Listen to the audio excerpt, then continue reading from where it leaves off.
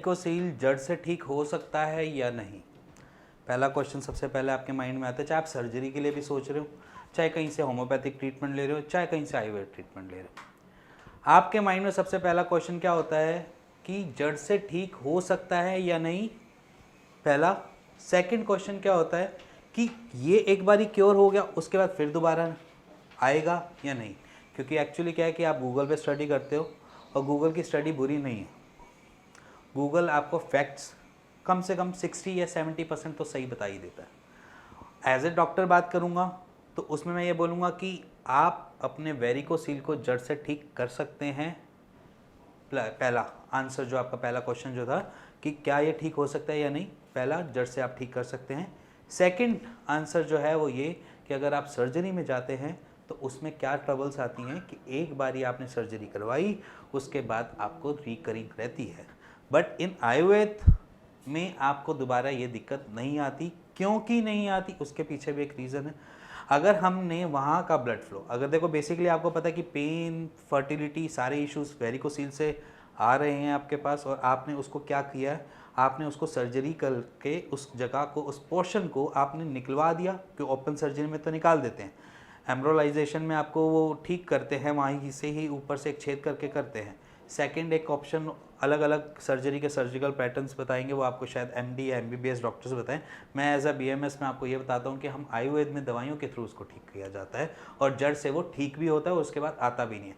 इसी को आंसर करने में आपके सामने एक रिपोर्ट्स भी लाया हूँ जिनको 45 डेज़ के ट्रीटमेंट, क्योंकि हम पहला जो टेस्ट करवाते हैं एज इन देखा जाए, एक तो आपके पास अभी करंट की रिपोर्ट होगी, उसके बाद जब हमारा ट्रीटमेंट स्टार्ट होता है उसके बाद हम 45 डेज़ के बाद एक टेस्ट जरूर करवाते हैं जिसमें हम ये देखने की कोशिश करते हैं कि आपका वेरिकोसील कितना डाउन जा रहा है।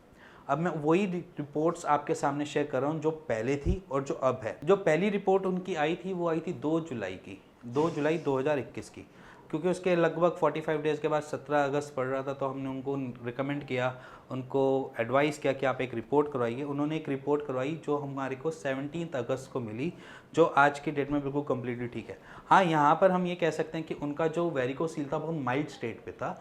माइल्ड था इसलिए क्योर भी फर्स्ट 45 डेज़ में हो गया, क्योंकि अगर आप इसी पैटर्न में अगर हम लंबा टाइम चलाते हैं तो वो धीरे धीरे करके क्योर होता है। ऐसी कोई चीज़ जिसको हम बॉडी से हीलिंग करवा रहे होते हैं तो अपने साइज में आने के लिए उसको टाइम लगता है, क्योंकि आपकी बॉडी उसको हील कर रही है। कोई अलग से उसको कोई सर्जिकल नहीं है, कोई इंजेक्शंस नहीं है, कोई ऐसा कोई अलग प्रोसीजर नहीं है।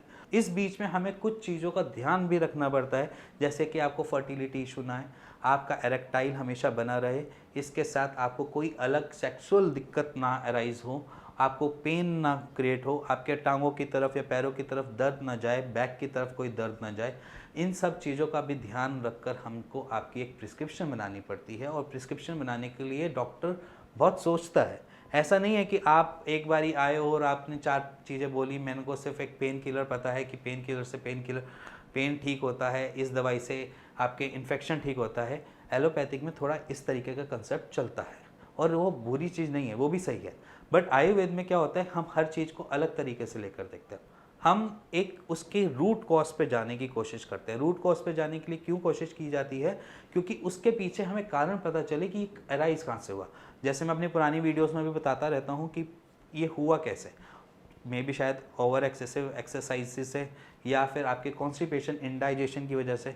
तो हमने पहला फर्स्ट स्टेप हमने इंडाइजेशन या आपके स्टमक ट्रबल्स की तरफ देना पड़ता है। वहाँ उसके लिए एक अलग सेटअप करना पड़ता है, उसके लिए हमने अपनी मेडिकेशन में बहुत सारे मॉडिफिकेशन करने पड़ते हैं। तो फर्स्ट थिंग हम वहीं से ही स्टार्ट करते हैं कि आपका इंडाइजेशन, आपको कॉन्स्टिपेशन, कोई भी ऐसी ट्रबल है तो पहले उसको ठीक किया जाए।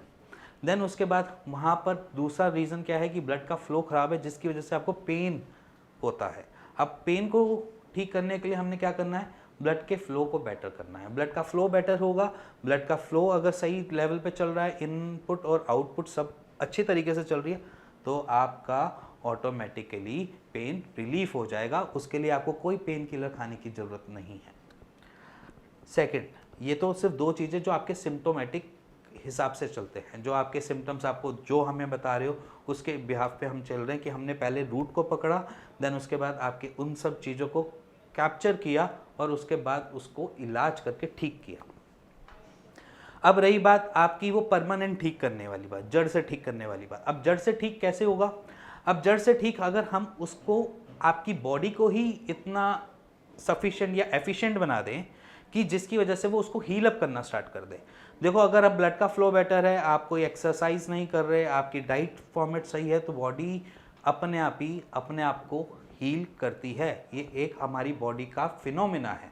एक इसी तरीके से हमारी बॉडी डेवलप हुई है। अगर आपकी लीवर भी खराब हो रहा है ना, उसको धीरे धीरे करके अगर आप डाइट थोड़ी बहुत मेडिकेशन से स्टार्ट करते हैं तो वो धीरे धीरे अपने आप को हील कर लेता है। अब रही बात यहाँ पर, क्योंकि वेरिकोसील के पेशेंट को तब पता चलता है कि उसको वेरिकोसील है जब उसने सीमन एनालिसिस करवाया हो, या मे बी शायद वो शादी के नियर बाय हो और उसने शादी करने के बाद 2-3 साल किए, उसके बाद उसको पता चला कि मेरे स्पर्म काउंट लो हो रहे हैं, बढ़ नहीं रहे हैं। उसने जहाँ भर की मेडिकेशन ले ली, उसके बाद जब उनका टेस्ट की रिपोर्ट आई तो उसमें पता चला उनको वेरिकोसील निकला। अब वेरिकोसील निकलने से इनफर्टिलिटी होती है। कॉज ऑफ वो मैं अपनी पुरानी वीडियोस में बता चुका हूँ, फिर भी थोड़ा सा आपको छोटी शॉर्ट फॉर्म में आपको एक्सप्लेन कर देता हूँ। हमारा जब ब्लड नीचे की तरफ गर्म जाएगा तो हमारे स्पर्म का सर्वाइवल कम हो जाएगा।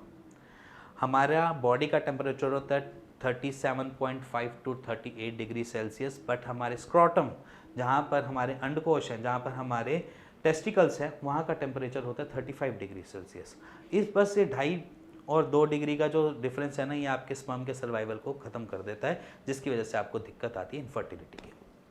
अब ये एक रीज़न हुआ। अब हमने इस ट्रीटमेंट के साथ ऐसा भी करना होता है कि आपकी फर्टिलिटी बेकरार रहे, आपके स्पर्म काउंट सही बने रहे, और इसके साथ आपको कोई ऐसी ट्रबल ना है, सेक्सुअल ट्रबल ना है, या आप इंटरकोर्स करने में कोई ऐसी ट्रबल ना है, इरेक्टाइल होने में कोई ट्रबल ना है, उसका भी ध्यान रखकर हमें ये चीज़ें काउंटर करनी पड़ती हैं। मेडिकेशंस के साथ हमें खेलना पड़ता है। अगर आयुर्वेद से अगर आप ठीक हुए हैं तो आपको ये दोबारा नहीं होएगा।